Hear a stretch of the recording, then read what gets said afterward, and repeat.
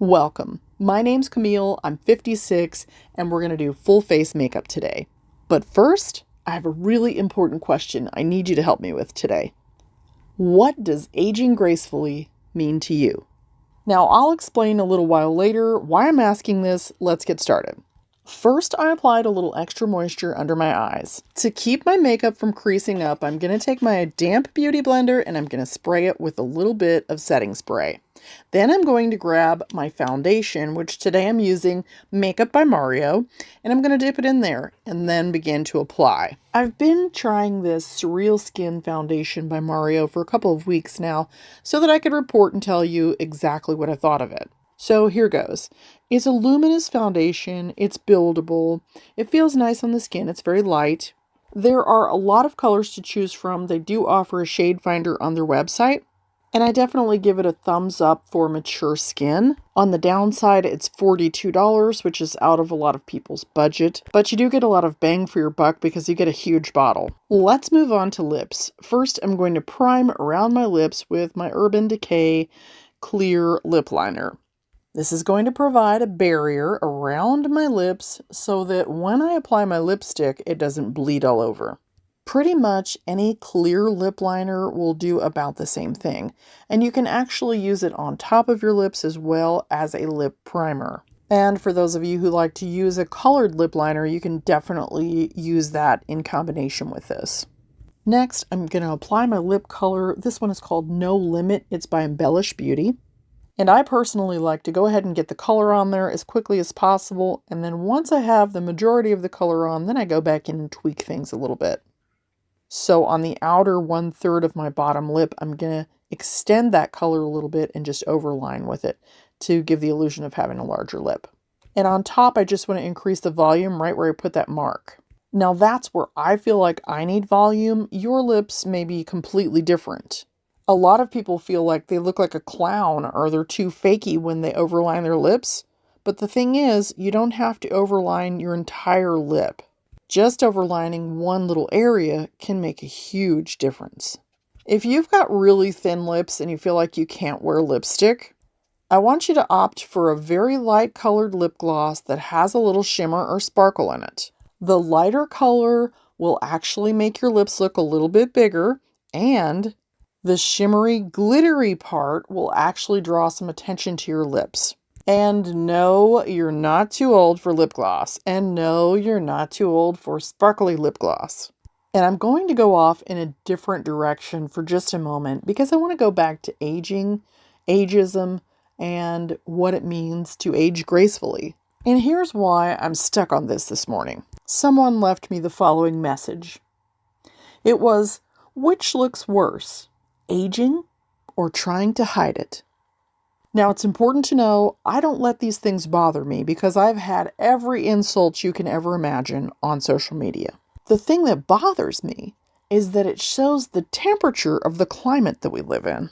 So if someone tells you something you should be doing because of your age, I just want you to shrug that off and remember, you and I, we're in this together.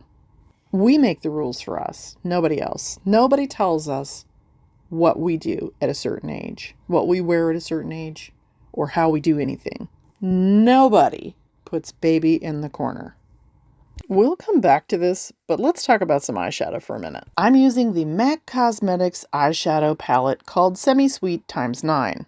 I bought this at Ulta last month and I think it was $34. I don't normally shop at Ulta, but for someone who loves makeup, it was a very, very fun experience. Never ever feel intimidated by Ulta and Sephora and stores like that because the people that are staffed there, most of them are makeup artists and they're very well versed in the products that they sell. So don't be afraid to ask for exactly what you're looking for. For example, I asked the salesperson for an all matte eyeshadow palette that was very blendable, and they recommended this one by MAC. And while they are very knowledgeable about their products, they may not be very knowledgeable about working with mature skin. Or the 30-year-old that helps you may think that they have mature skin.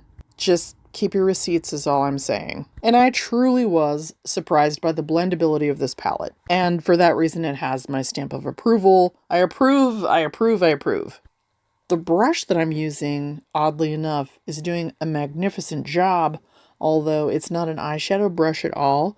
It's actually a blur brush by Saint, and it's $24. It's really meant for fine-tuned contouring. But I'm feeling like the Bob Ross of makeup today, so I'm doing my own thing. After I get this blended out the rest of the way, I'm going to just take whatever's left on the end, and I'm going to take it under my eyes just to give myself a little bit of definition.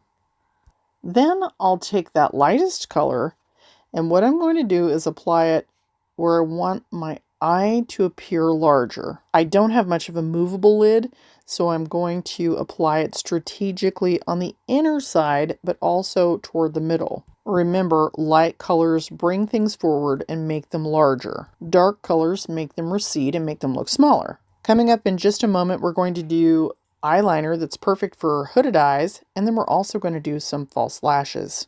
I'm going to use this slanted eyeliner brush, and I'm going to spray it with some setting spray first before I dip it into my eyeshadow. It's really not wet, it's just going to make more of like a thin paste. And then when I apply it, it will actually stay on longer and better because of the setting spray. If you want to try this, just make sure that your brush is not saturated, because you don't want that liquid going in your eye. With hooded eyes, you typically don't have as much space on the movable part of your eyelid to put a bunch of eyeliner because space is limited, so to apply it very thinly will still give you that eyeliner look without taking up all of your eyelid real estate. Now, if you remember back to the beginning of the video, I actually did not wear a primer on my face, so I'm going to use a little bit of my Bye Bye Pores by IT Cosmetics to blur out some pores, especially on my nose. Usually the powders that have the blurring agents in them and they go on after everything, those are considered finishing powders, which are different from setting powders, which actually keep the makeup in place longer. I'm not a huge fan of setting powders, but I am a huge fan of setting sprays. Shake it up, then you're going to spray it a couple of times in the shape of an X, and then you're going to let it dry. And that's going to hold all your beautiful makeup in place all day. Now we're going to take that same little brush that we used for the eyeliner, and we're going to do a little experimenting. But first we're going to make a mark straight up from the side of the nose on each side, marking where our brows will start. Then from the side of the nose through the iris, that's where our arch will be. And finally from the outer part of the nostril through the exterior corner of the eye, that's where our tail will be. Then we're going to take a piece of dental floss or a string or a piece of tape, and we're going to just make sure that those are the same height all the way across. At this point, I'm going to fill mine in with that eyeshadow palette, but you can use a stamp, you can use a brow pencil, whatever makes you happy. And yes, you can absolutely use your matte eyeshadow for your brows if you can't find the right color. And if you feel like you're not getting enough color out of your palette, just spray your brush with a little bit of setting spray, and that will actually deepen the color. And it's usually a good idea to go ahead and comb through your brow, however you're doing it, just to disperse the color properly. You can actually look back at some of my older videos that are quite tragic to me, where I haven't quite combed through my brows. And honestly, it's really embarrassing that they're still up, but I leave them there just to show myself how far I've come.